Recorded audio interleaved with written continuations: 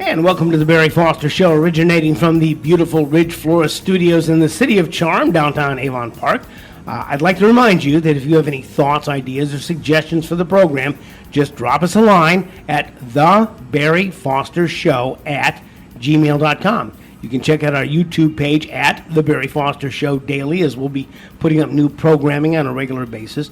And please subscribe to our YouTube page and join our pages at The Barry Foster Show on Facebook and Instagram. That would be very helpful. I am delighted to have the beautiful and lovely Emily Finke in the studios with us this morning. Emily, I think I've known you since like 4-H. Is that how far back it goes? I didn't do 4-H. I think you're thinking of the orchestra, but yeah, I was like maybe 10. Yeah, it's been a long time. Now, you have been playing for a long time. You started, at the tender age of 6 years old? Is that right? Yep. I started playing guitar. That was the first instrument I started learning at 6. So how did you get did your parents think that would be a good idea and give you a guitar? Or? No, that was all my sister and I came to the decision together that we wanted to learn to play music. We had a cousin that played music, and my grandfather played music, and so my sister was 8 and I was 6, and we went to our parents together and we said, we want to learn to play music. And my mom said, no, you don't. No, you don't really want to learn music, do you? We said, yeah, we want to learn. She wanted to play the violin. I wanted to play the guitar. And my mom homeschooled us at the time, and so she was very involved in our academics and everything we did, and she knew that if we took music lessons, she would have to learn music so she could help us, and she wasn't interested in learning music. But we were very adamant that we wanted to learn to play music, so she said that if we were going to do that, we had to commit to lessons for 1 year so that we could decide. We couldn't just start and then stop. We had to give it a fair chance, and so we had to commit for 1 year and practice and do our lessons and everything, and we said okay. And she thought we would quit after that first year, and we loved it so much, and we've been doing it ever since. So did you and your sister both get guitars? Or did you both have to fight over who's gonna play this time? No, she wanted to play violin actually. So we were on different instruments. So she got a violin and I got a guitar. But it was 2 years later that I started playing the violin. So you had somebody to jam with. Yeah. Yeah. So if you were going to play chords, she could play the melody. And we did right away too. It wasn't that long after we started getting lessons, because I was 6 years old still. It was in 2006, and we started playing with our pastor at the time when he would do a chapel service at the nursing home, and we would play the music for it. Nothing beats cute. I mean, you don't have to play really well when you're 6 to be cute. Did you then kind of swap out? You try the violin, she tried the guitar, and vice versa, because they were there? Maybe. Honestly, I don't even remember that. I just remember when I was 8, she got to do, it was the next year. It was in 2007, and she got to do an orchestra camp. And because she played a string instrument, she played the violin, and so she got to be in the orchestra camp. And I played the guitar, and they didn't need a guitar in the orchestra. And I was very bummed out that I didn't get to be in the orchestra camp. So the next year I said, I had to stay home and do math. And I said, I'm not doing this again, and I'm going to be in the orchestra camp, so I need to learn to play violin so that I can be in the orchestra camp. Well, you've progressed now. You play a lot of stringed instruments. You play guitar, you play violin, viola, piano. Yep. Anything else? Mandolin, banjo, anything I have played the mandolin before. I was gifted a mandolin and I started learning it, but the neck on it was warped, so the notes weren't accurate on it, and it wasn't worth getting fixed, so I never got very far on the mandolin, but I played the bass guitar and the drums now as well. So you started as an instrumentalist, but you now are also a singer? Yeah, when I was I think I was 14, and I decided that I wanted to sing. And by the time I was maybe 15, I was pretty sure that I wanted to pursue that over the other instruments that I played. Now you're a mezzo-soprano, and I love this word, a coloratura. For the folks who don't know what a coloratura is, I had to look it up too. It's vocalization. How did you decide on the style of music? What you sing is really literally 100-year-old music. It's very much in the an operatic style. How did you land on that?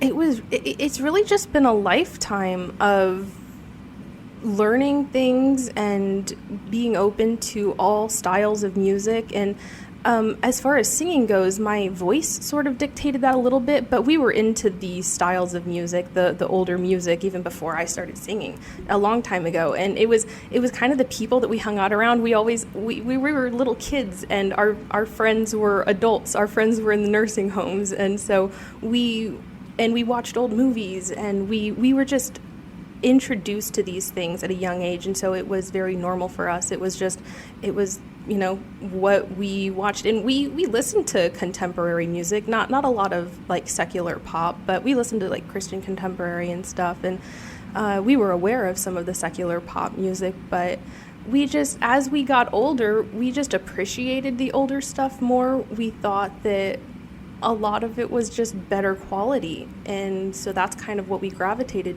towards, and it's still what we gravitate towards. So when did you start writing music? I don't remember for sure. I remember being maybe like 10, 11, or 12, and I would write down things and things that I had in my head, poems, or I remember being even younger writing poems, but I didn't start like writing song lyrics until I was maybe 12, and I would start making little notes and stuff and humming little things, but I didn't get serious about it until I was 17 maybe. Do you remember your first song? Do you remember the first song that you actually wrote? No, not really. The first song I actually wrote was for my girlfriend at the time, trying to win her heart, mm-hmm. And so I wrote a 60s style rock ballad for her, and she of course loved it because it had her name in it. But you have a patriotic and Christian theme to most of your stuff. I mean, you've mm-hmm. got Daddy Was a Soldier and A Patriot's Prayer and Maybe, and what has kind of inspired you to write some of these things? Again, just kind of a lifetime of being around this kind of stuff and learning to appreciate it. And I think being homeschooled, it really allowed us to delve into things subjects that we were interested in and things that we wanted to do. And so we were able to learn a lot about certain things, and, especially, patriotism and being patriots, which isn't something that a lot of people are anymore. They don't really appreciate the country that we live in and the freedoms that we have, but obviously being a military child growing up, you're sort of subjected to it on a daily basis.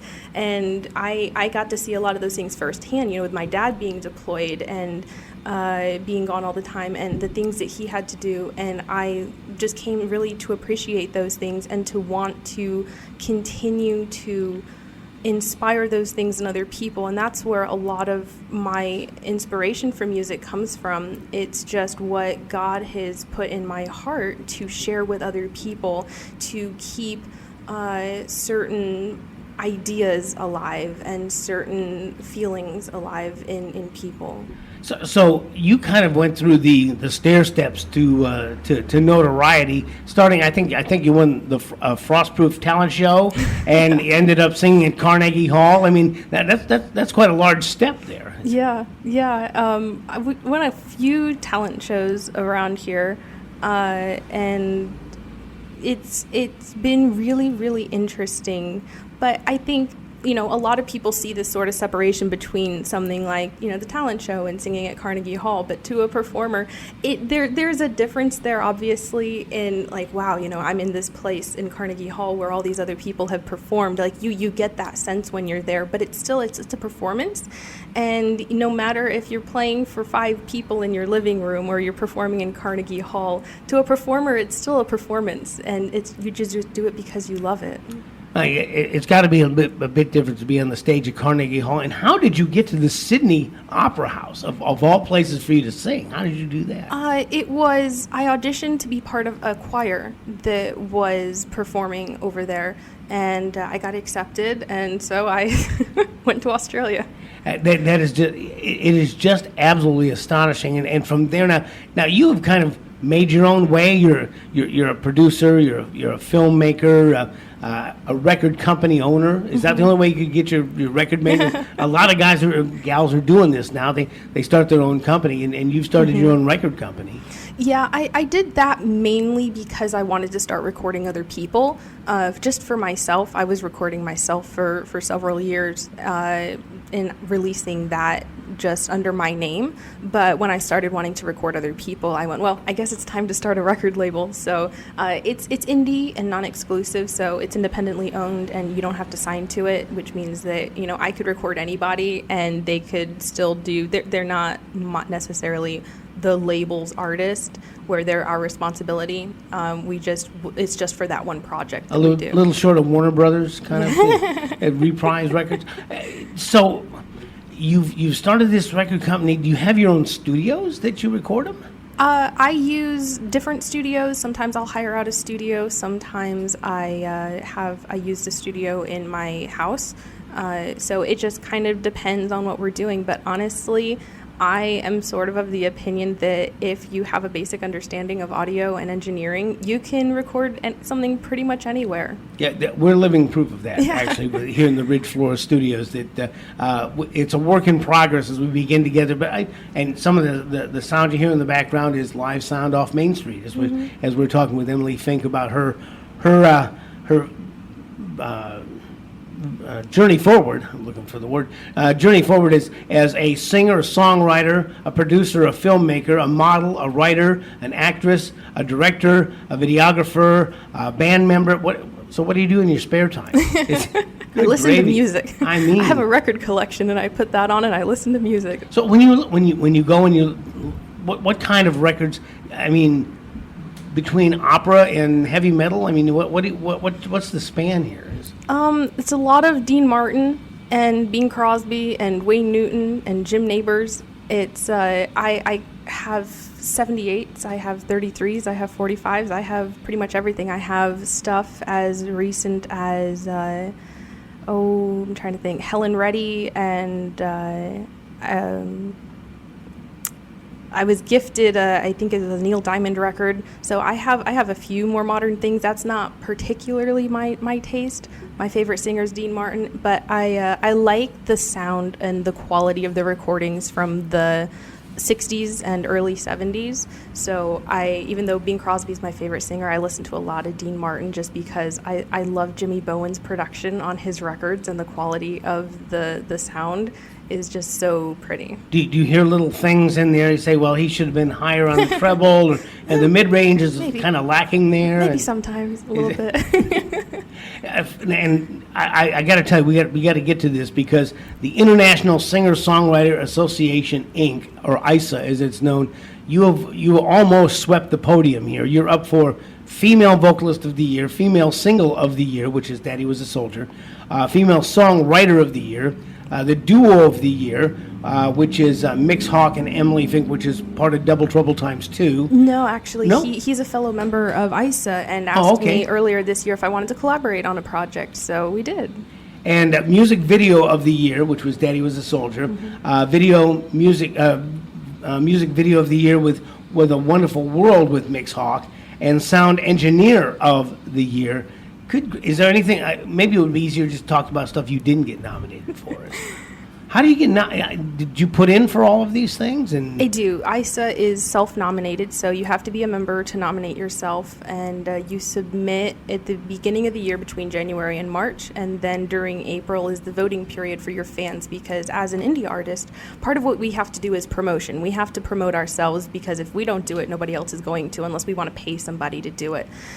So we have to be our own promoter as well, and so April is the month for you to rally your fan base that you've grown, and to ask them to vote for you, and then you become a finalist, which is what you just read. I'm a finalist in those categories. And you are, with all due respect, you're a relentless promoter. You do a great job, and you did rally the fans. I mean, you outvoted other people for all of these 7 different categories, you know, and so you've done a great job at that. And the awards come when, in August? In August, yep. Now, you've won in the past, have you not? Have you not been an award winner? Yes, in 2022 I won the Bronze Award for my music video for my song Maybe.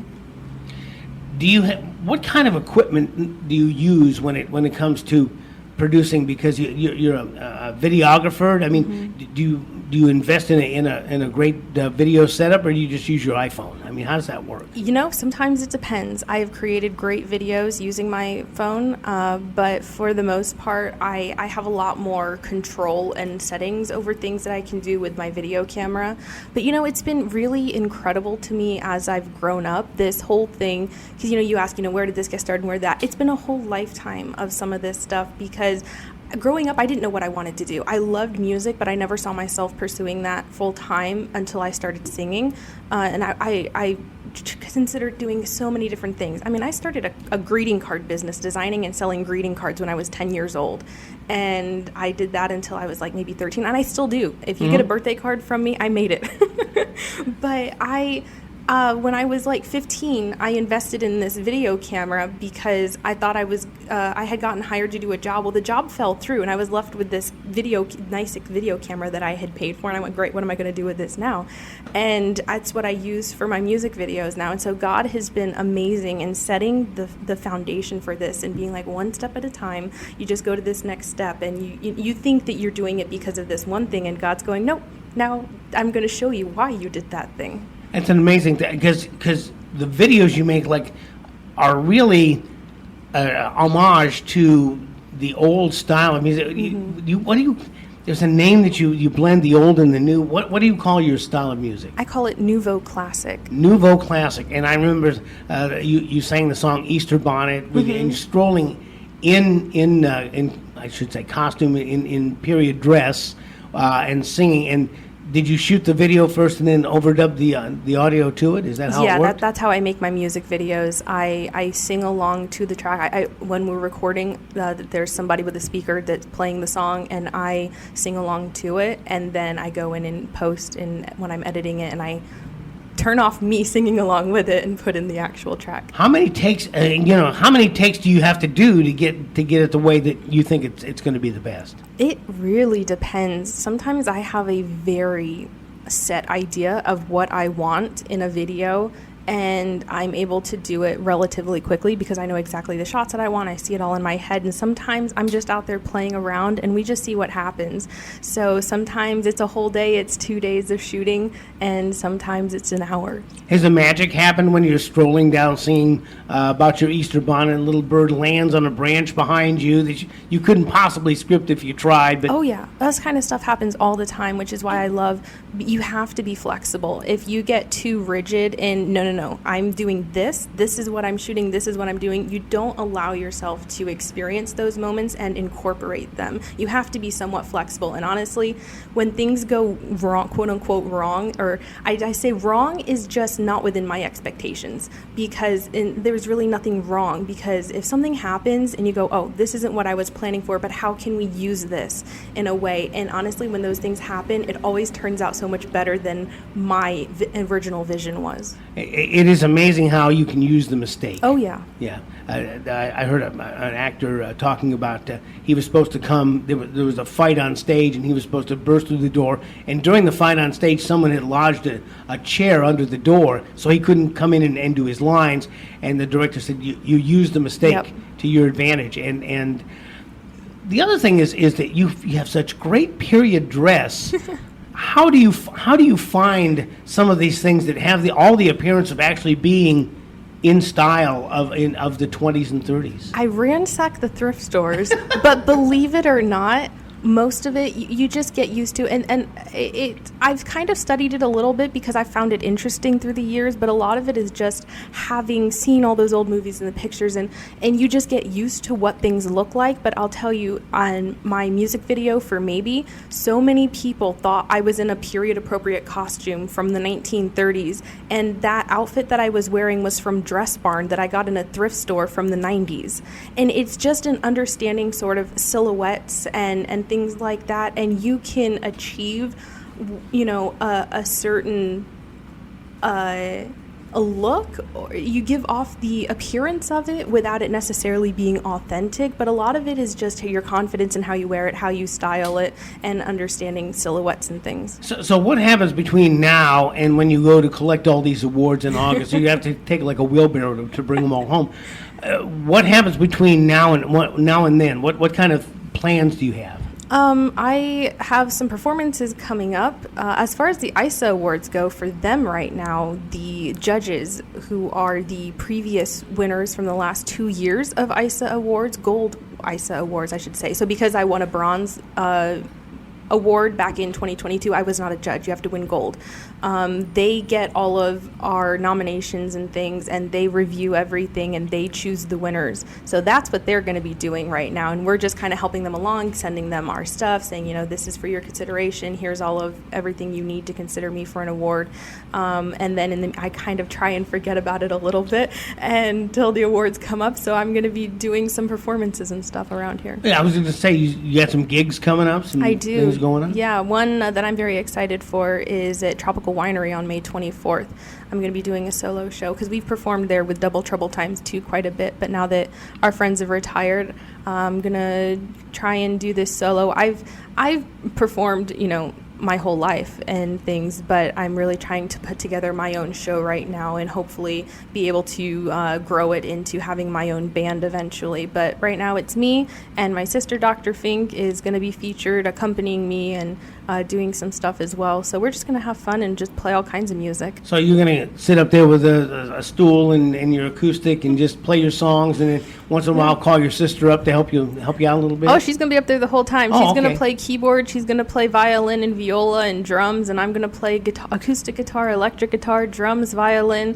We're just going to do a little bit of everything that we love. Kind of reminds me of Liberace when he brings his brother George on to help him play the violin while he plays the keyboard. So. Yeah, Wayne Newton used to do the same thing. Is that right? His brother played with him all the time, played guitar and banjo a lot. I did not know that. Yeah, if you see, if he's talking to somebody playing the banjo or the guitar sitting next to him, chances are it's his brother. So do you have any music that's kind of pending, trying to get airplay on the radio and things like that? I know some of these, you've had a couple of these made the radio. Do you have anything right now that's kind of brewing along? Not in particularly. Always working on stuff behind the scenes and always writing, always recording. So you never know what's going to come out and when. But right now, just still kind of focusing on my latest song, Daddy Was a Soldier, that came out. So is all of your music available somewhere for people to listen to on the internet? Are they able to find those things? Yeah. The songs that I've released, which is 8 songs now, they're available on all the streaming platforms such as Apple Music, iTunes, Spotify, all those kinds of places. And I post fairly frequently on YouTube as well. So if it's, just sort of a cover or something that I haven't released officially, it'll be over on my YouTube channel. Okay, so is it all Emily E. Finke? That's Yep. Finke. Don't forget the E. Finke. It's all the Facebook page, the YouTube page. You have a regular internet page too, don't you? I do. I have a website, and you can find all the links to everything from there, and everything is Emily E. Finke. Emily, you're doing a great job, and best of luck on the bass guitar and the drums. And have you invested in a bass guitar and a set of drums yet? We are currently working on it. We have some stuff on loan, and we have some stuff. Some friends have given us some stuff. We're loaned some stuff. We're buying some stuff.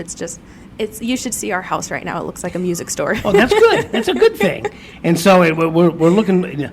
The big song, Daddy Was a Soldier, but there's a Patriot's Prayer, there's Marigolds Blowing in the Wind, there's The Sound of Freedom, there's Maybe, but all your music videos and the music is available at emilyefink.com? Yes. emilyefink.com, or the Facebook page, or the YouTube page. Emily, thank you so much. Oh, thanks so much for having me. It's always fun talking with you, Barry. It's a good time. Listen, we appreciate it.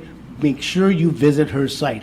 And you've been listening to the latest edition of the Barry Foster Show, recorded at the Ridge Flora Studios, located in the City of Charm, beautiful downtown Avon Park. Now, if you have any thoughts, ideas, or suggestions for our program, just drop us a line at thebarryfostershow@gmail.com. And you can check out our YouTube page at The Barry Foster Show, as we'll be putting up new programming regularly. And please subscribe to our YouTube page. I have to have 100 subscribers for 90 days, then I can go live. Why are you going to go live?